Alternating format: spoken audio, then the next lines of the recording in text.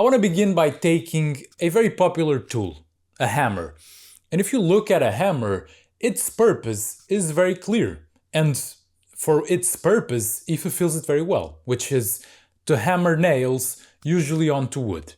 And from this seemingly simple purpose, from this timeless tool, you can build furniture, chairs, beds, even houses.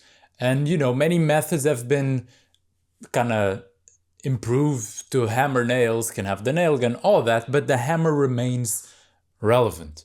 However, if you were to take a hypothetical person that doesn't know what a hammer is, like an alien from outer space that somehow speaks English, and you would show it the hammer, but you wouldn't tell it the purpose, well, the initial reaction would be to assume it's futile. Like, what is the point of this tool?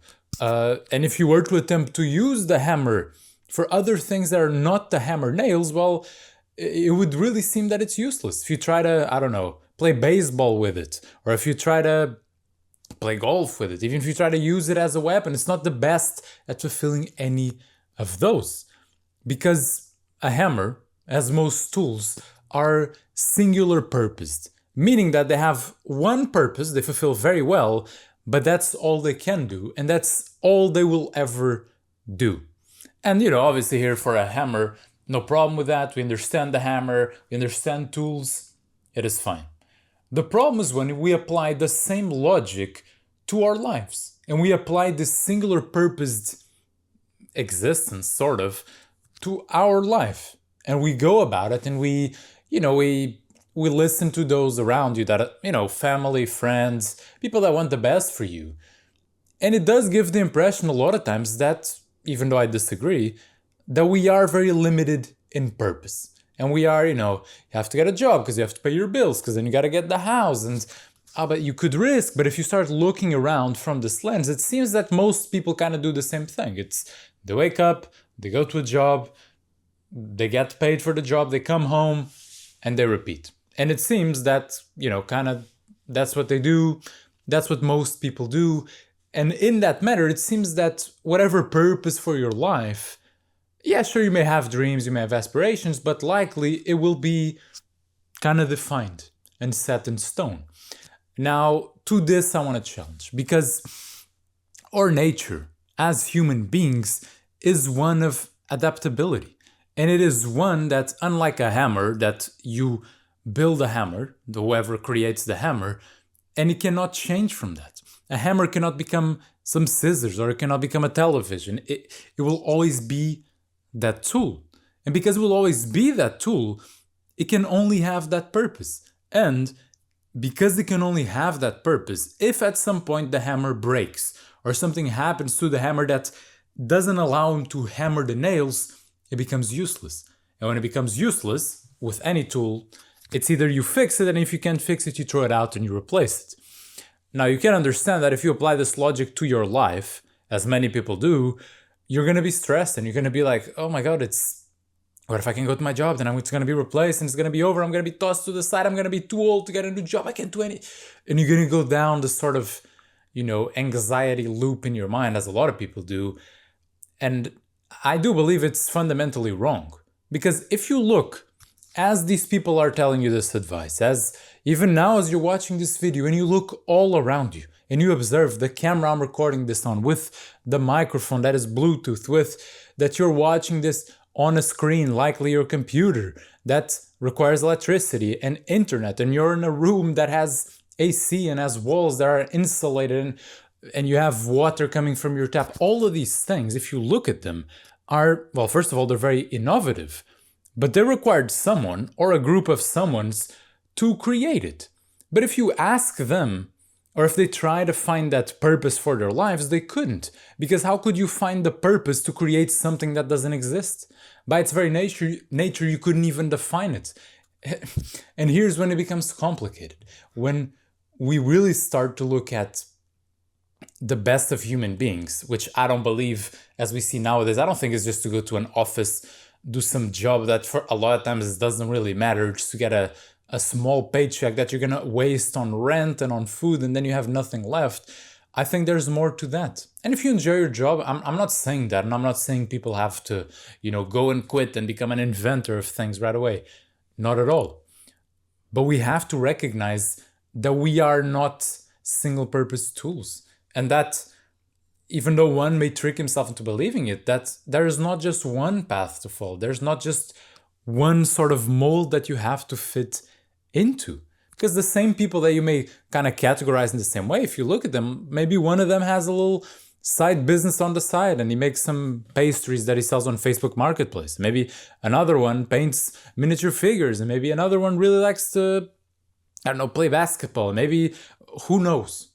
It's when you really start to look for things, you often find them. And just as I say here with the innovations, you could spend a whole day. Let's say if I give you a notebook and you try to fill it with the innovations and how they came to be and really just how marvelous they are, you could probably fill all of that without leaving your house. That's how fascinating these things are. And all that we see around us, required people to, in a lot of ways, find a purpose that didn't exist. And again, I'm not saying this is what you have to do, but just to give an example that, let's say someone that creates a very popular tool like the pen with the ball tip. You could say, let's say if he made a lot of money doing that and that was a great invention he did, you could say that was his life purpose. But before he got to that, you just call him crazy because you're like, what are you're creating something that doesn't exist. It would, from that point of view, it would make no sense because it would be you're after something that doesn't exist. It's the same as if a hammer, if I created a hammer but there's no nails to hammer, then there's no point to the tool. But we are not like these tools. We create tools. We are the inventors. We have capable minds, intelligent minds. And I do believe a lot of us nowadays, perhaps you, are causing a lot of anxiety and a lot of sort of removal of purpose from our lives because we're just looking at what we do and how to go about it in the wrong way. I think in the rat race that a lot of us are, it is easy to forget that you have free will. For the most part, if you're watching this from a developed country, for the most part, you can do whatever you want.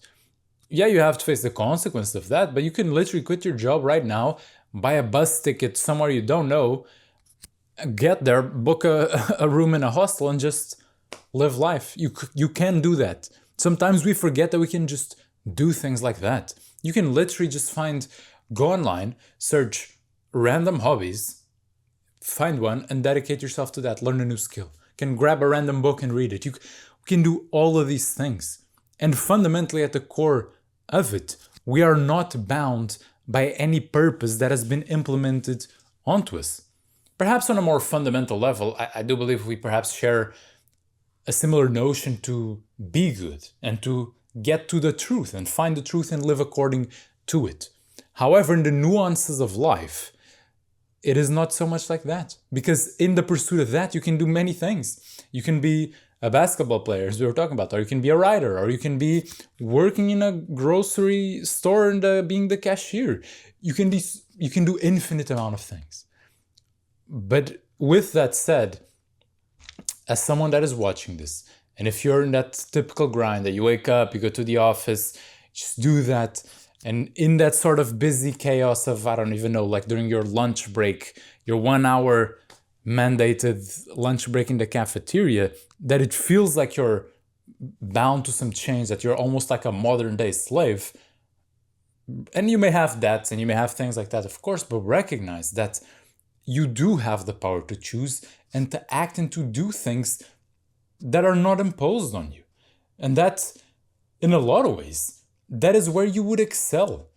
All of us, if we were to stop trying to fit ourselves into these molds of, I gotta get this and do that because they told me and that's the safe option. And if I don't go for the safe option, there's risk. And if I fail, it is all concepts, it is all notions. It's just because it doesn't mean that it's real, it doesn't mean that it's true. You can find as many examples for that, or not as many, but many relevant examples as people that didn't follow that path. If you take someone, I was thinking of I think it's the Iron Maiden singer, where he was a singer and then he was a pilot and then he did all of these things. What if that person was told and forced to just be in this very strict one, safe, gotta go to the office, it would have been a waste of life. What if the creator of the internet was told to just like, don't risk it, just go, maybe the internet not, because that was more of a military thing, but let's say if the creator of, I don't know, anything, honestly, of the surfboard, for example, if you told, nah, don't create the surfboard, don't go safe, just go to your job, do that thing, what a waste of life that would have been. And so let's recognize we're not like a hammer or like a chair or like tools that have a singular purpose and have to be used for it. And if they cannot fulfill that anymore, then they're to be thrown out or replaced. We're not like that. We are meant, fundamentally, whatever you choose, we're meant to adapt and be in a constant, almost state of change. Hopefully for the better, but we are always in a state of change. And you can be, not trying to be too cliche here, but you can be in a constant state of change for the better and to improve and to go after things that you know they call for you and you know are right.